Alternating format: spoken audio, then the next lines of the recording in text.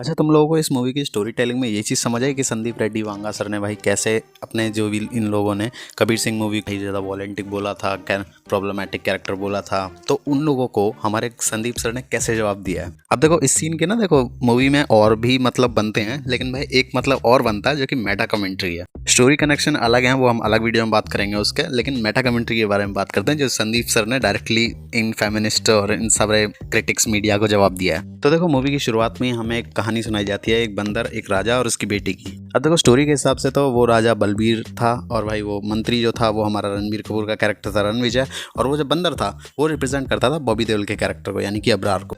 तो ये तो देखो स्टोरी का डीप मीनिंग हो, लेकिन भाई इसका मेटाफोरिक मीनिंग क्या बनता है। देखो वो जो इस कहानी के हिसाब से राजा है वो रिप्रेजेंट करता है हमारे पूरे सिस्टम को, और वो जो इस कहानी में बंदर था वो रिप्रेजेंट करता है हमारे संदीप रेड्डी वांगा सर को।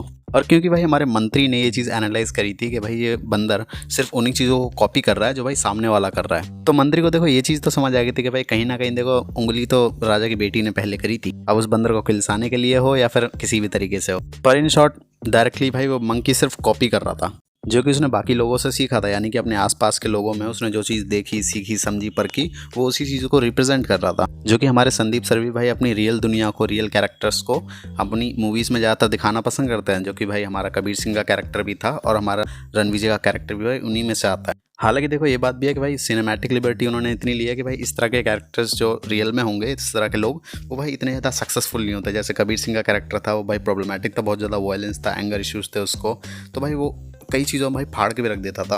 वो भाई पढ़ाई में नंबर 1 है, भाई बंदा डॉक्टर है, इतनी चीज़ नहीं कर पाते यार वो लोग। लेकिन हाँ, उन कैरेक्टर्स का जो डार्क साइड है, इस तरह के लोग भाई रियल में एग्जिस्ट करते हैं, जो कि भाई इस बंदर ने अपने आसपास की दुनिया से वो सारी चीज़ें सीखी हैं। यानी कि हमारे संदीप सर ने भाई ये सारी चीज़ें दुनिया में देखी और उनको अपने सिनेमा में उतारा, और जब उन्होंने भाई सबको भाई अपने सिनेमा में उतारा है, तो भाई वो जो क्रिटिक्स और मीडिया है जिन्होंने भाई कबीर सिंह को क्रिटिसाइज किया था इतना, तो भाई वो रिप्रेजेंट करते हैं हमारी उस राजकुमारी रानी को, यानी कि जो राजा की बेटी थी।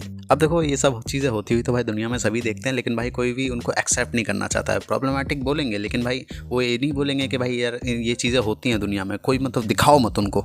अब ये बात भी देखो माननी पड़ेगी कि भाई बॉलीवुड में जितने हमारे अच्छे लोगों को दिखाया जाता है, जितने एक्टर भाई हीरो होता है बिल्कुल के दुनिया में, साला इससे अच्छा कोई इंसान ही नहीं हो सकता, ये चीज़ भाई रियल में पॉसिबल नहीं है। हर इंसान अपने लेवल पे कहीं ना कहीं जाके हरामी ही होता है, और देखो कितना भी अच्छा इंसान हो भाई उसमें कहीं ना कहीं थोड़ा बहुत तो बुराई होती ही है। तो वांगा सर ने देखो अपने सिनेमा में वो बस यही रिप्रेजेंट करने की कोशिश करते हैं कि भाई उनके जितने भी मेल कैरेक्टर होंगे, लीड कैरेक्टर होंगे, वो भाई सभी परफेक्ट नहीं होते, और यही भाई जिंदगी की सच्चाई है, नथिंग इज परफेक्ट। अब वो जो देखो इस कहानी में जो वो जो मंत्री था वो रिप्रेजेंट करता है हम ऑडियंस लोगों को, जिन्होंने भाई ये सारी चीज़ें जो परख रहा है, देख रहा है, समझ रहा है कि भाई इसने ये सारी चीज़ें इस बंदर ने कहाँ से देखी, सीखी, और भाई उस बंदर ने जो भी चीज़ें सीखी हैं वो भी हमारे समाज का रिप्रेजेंटेशन है, जो कि सिनेमा में भाई अपने संदीप रेड्डी वांगा सर दिखाते हैं। और वो जो उस बंदर का सिग्नेचर स्टाइल है लास्ट में ये करने वाला, वो भाई डायरेक्टली देखो टीस करने का तरीका है इस मीडिया और क्रिटिक्स को, और इसीलिए उन्होंने देखो ये चीज़ पूरी की पूरी मूवी के बिल्कुल एंड में भी रखी, पोस्ट क्रेडिट सीन के बाद, ताकि भाई वो जैसे ही ट्विटर पे ट्वीट करने वाले हों या फिर कहीं भी इस मूवी के बारे में रिव्यू डालने वाले हों, तो भाई उससे पहले ही उनको संदीप रेड्डी वांगा सर का जवाब मिल गया कि भाई तुम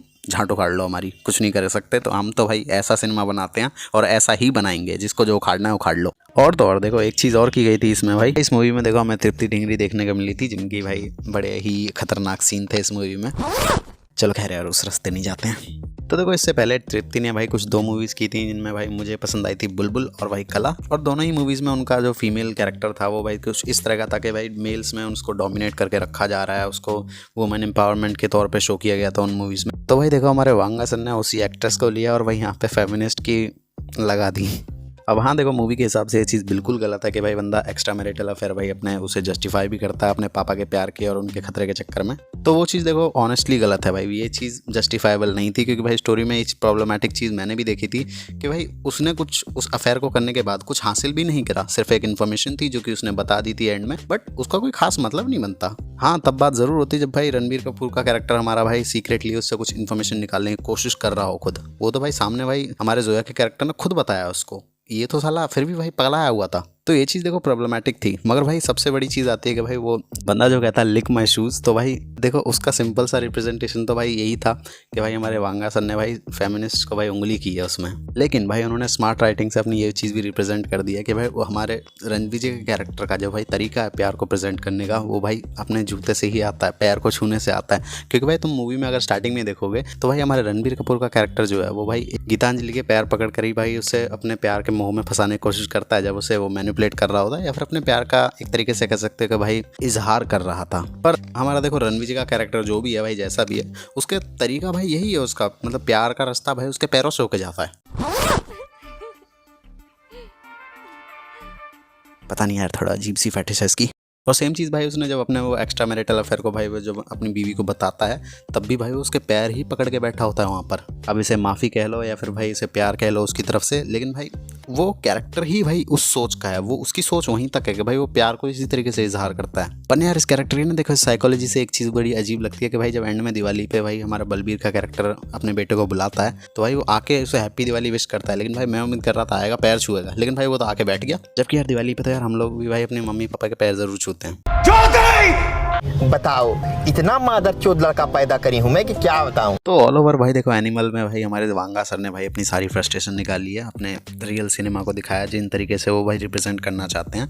बट ठीक है यार, इतना ज़्यादा देखो बुरा नहीं है भाई मैं, बट हाँ इस मूवी का देखो लीड कैरेक्टर जो है वो भाई थोड़ा प्रॉब्लमेटिक है तो है। बट देखो यार ये भी बात है कि भाई उसे देखने में मज़ा आता है, वो भाई जितनी भी हरकतें करता है मस्त लगता है। पर हाँ ये इन्फ्लुएंस होने वाला कैरेक्टर नहीं है। और भाई जो लोग भाई मूवी और सिनेमा से अपनी इंस्पिरेशन उठाते हैं ना भाई, तुमसे बड़ा चूतिया कोई नहीं है। सही चीज़ों से इंस्पिरेशन उठाओ भाई, बहुत सारी चीज़ें पड़ी हैं दुनिया में, देख लो। बेकार में साला ऐसी ऐसी इंस्पिरेशन लेके भाई तुम सिनेमा को बदनाम मत करो। बाकी तो देखो यार इंस्पिरेशन के लिए भाई Shawshank redemption, good will hunting, pursuit of happiness, कई सारी मूवीज़ हैं भाई, बहुत अच्छी मूवीज़ हैं, जाके देख सकते हो। हाँ कुछ चीज़ें तो इस मूवी में है जिनसे इंस्पायर्ड हुआ जा सकता है। और एक चीज़ तो सबसे बड़ी जिससे कि भाई मुझे सबसे ज़्यादा इंस्पिरेशन मिली है, हमारे वांगा सर की एक डीप कनेक्शन है इस मूवी से। और कोशिश करूंगा देखो मैं उस पर जल्दी एक वीडियो बनाऊं, जो कि संडे तक मैं कोशिश करूंगा कि वो वीडियो आ जाए। बाकी चलो इस मेटा कमेंट्री के बारे में तुम्हारे क्या विचार हैं, तुम्हें संदीप रेड्डी वांगा सर का भाई जवाब कैसा लगा, ये चीज़ मुझे तुम कमेंट्स में ज़रूर बताओ। और तुम लोगों के लिए एक सवाल है यार, बॉबी देओल के एंट्री पे जो भाई थीम सॉन्ग बजा था उसका नाम बता दो।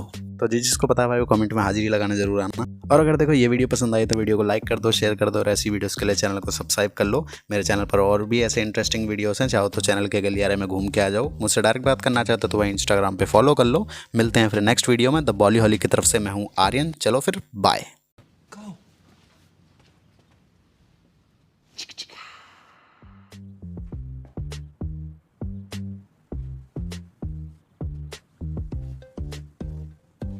You're still here. It's over. Go home.